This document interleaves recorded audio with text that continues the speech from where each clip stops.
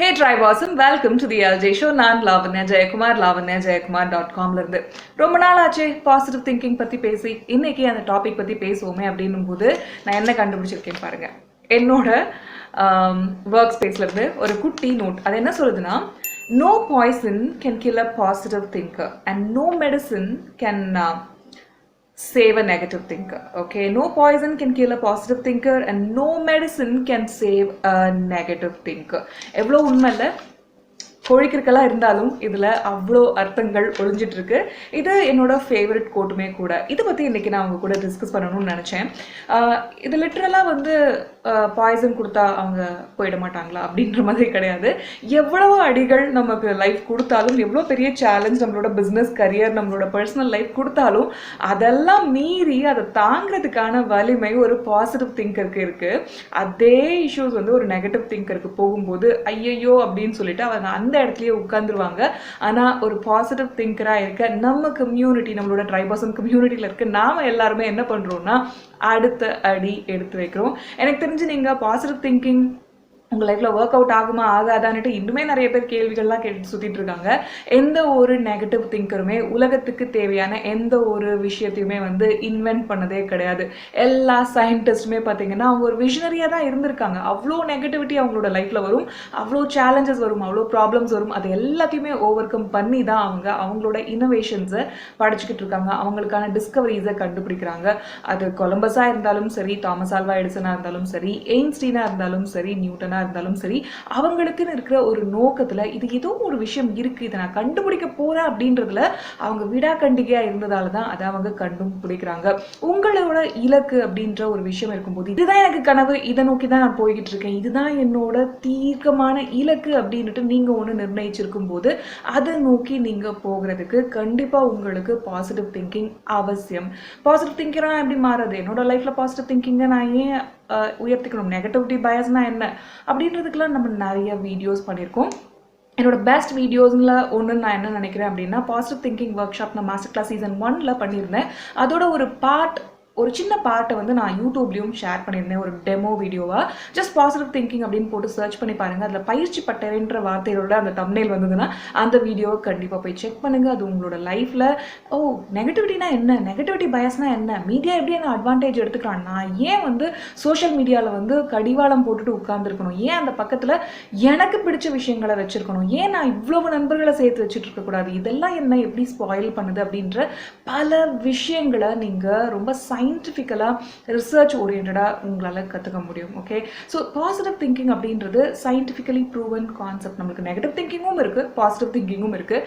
நம்மளோட லைஃப்பில் நீங்கள் எஸ்பெஷலி ஒரு கோல் சீக்கிங் ஆர்கானிசமாக இருக்கீங்க, ஒரு கோல் ட்ரிவன் ஹியூமன் பீயிங்காக இருக்கீங்க அப்படின்னா கண்டிப்பாக உங்களுக்கு பாசிட்டிவ் திங்கிங் இல்லாமல் நீங்கள் ஒரு நாள்லையுமே உங்களோட இலக்குகளுக்கான அடுத்த வேலையை நோக்கி நடக்கவே முடியாது. நிறைய பேர் வந்து ஓகே நான் பாசிட்டிவ் திங்கரும் இல்லை நெகட்டிவ் திங்கரும் இல்லை, நான் வந்து ஒரு நடுநிலையாளன் அப்படின்ற மாதிரி நிறைய பேர் லைஃப்பை பார்ப்பாங்க.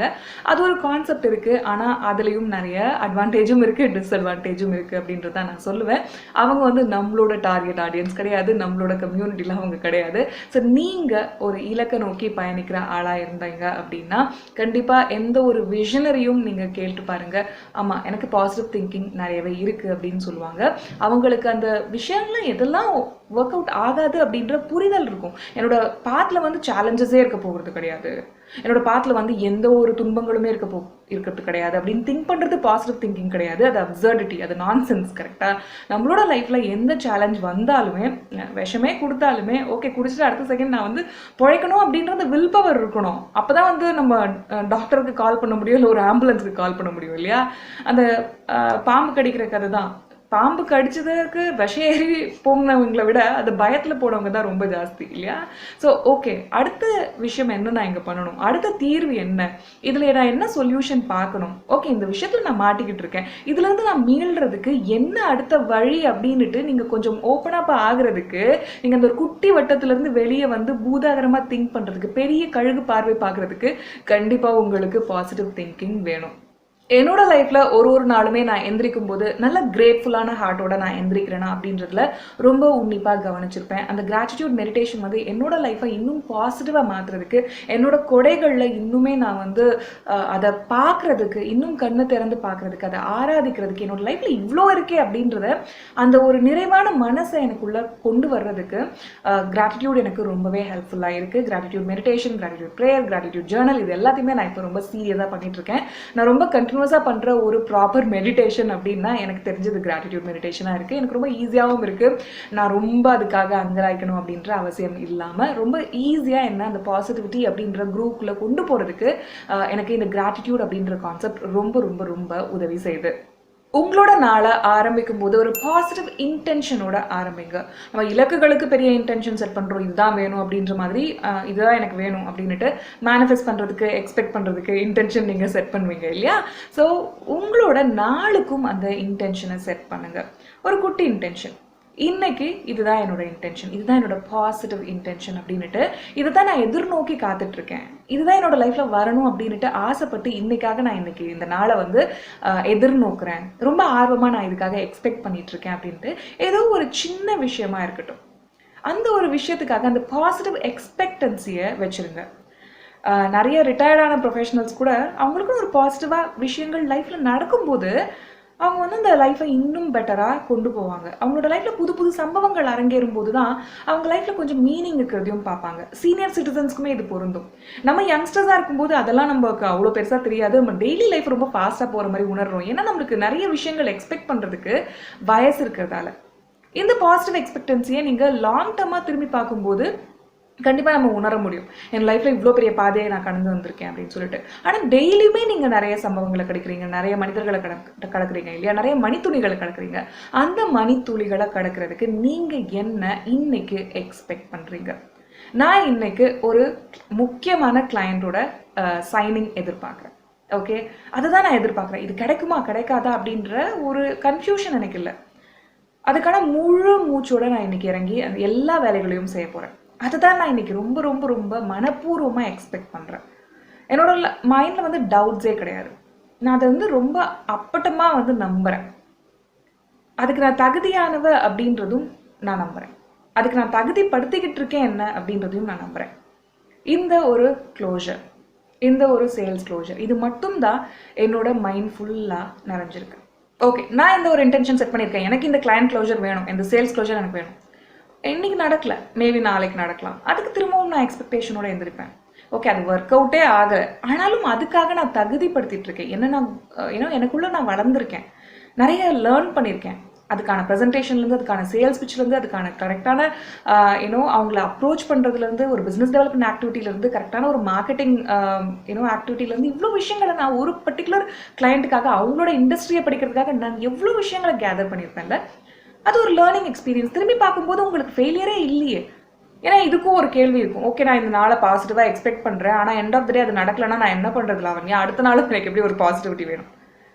ஏன்னா அந்த நாளே உங்களுக்கு ஒரு பாசிட்டிவ் எக்ஸ்பெக்டேஷனோடு இருக்கும்போது நீங்கள் அதுக்காக நிறைய க்ரோ ஆவீங்க, நிறைய வளருவீங்க. உங்களுக்குள்ள வந்து நிறைய எண்ண ஓட்டங்களும் எனர்ஜியும் அவ்வளோ இருக்கும். இந்த மாதிரி நீங்கள் என்ன இன்னைக்கு எக்ஸ்பெக்ட் பண்ணுறீங்க? அது உங்களோட ஸ்டடீஸில் இந்த சாப்டரை எனக்கு நல்லா புரியணும் அப்படின்ற மாதிரி இருந்தாலும் சரி, இல்லை இந்த ஒரு ஒர்க்கை நான் சூப்பராக முடிக்கணும், எனக்கு இவங்க இந்த அப்ரிஷியேஷன் மெயில் அனுப்பணும் அப்படின்றதா இருந்தாலும் சரி, எனக்கு இந்த சேல்ஸ் கால் முடிக்கணும், நான் இவ்வளோ பேரை இன்னைக்கு ரீச் பண்ண போகிறேன் அப்படின்றதாலும் சரி, எந்த ஒரு பாசிட்டிவ் இன்டென்ஷன் நீங்கள் இன்னைக்கு செட் பண்ணுறீங்க அப்படின்றதுல ரொம்ப ரொம்ப தெளிவாக இருங்க. இந்த ஒரு பாசிட்டிவ் மென்டல் ஹேபிட்ஸ்குள்ளே நீங்கள் போகிறீங்க. ஏன்னா டெய்லி ஒரு பாசிட்டிவ் எக்ஸ்பெக்டேஷனை நீங்கள் செட் பண்ணும்போது அந்த நாளை வந்து நீங்கள் ரொம்ப ஆர்வத்தோடு எதிர்நோக்குவீங்க. நிறைய பேர் கேள்விப்பட்டிருப்பீங்க இல்லையா, என்னோட லைஃபே வந்து ஒரு பாசிட்டிவான ஒரு பேரடைஸ் அப்படின்றதெல்லாம் நிறைய பேர் சொல்லி கேள்விப்பட்டிருப்பீங்க. ஸ்டீவ் ஜாப்ஸ், எலான் மஸ்க், அவங்க லைஃப்பில் பார்த்தா என்னப்பா டெய்லி ரொம்ப விகரஸாக அவர் ஒர்க் பண்ணுறாரு, எப்படி தான் இவங்களுக்கு அந்த எனர்ஜி கிடைக்குது, எப்படி தான் இவங்க ஒர்க் மேலே ரொம்ப ஆர்வமாக இருக்காங்க?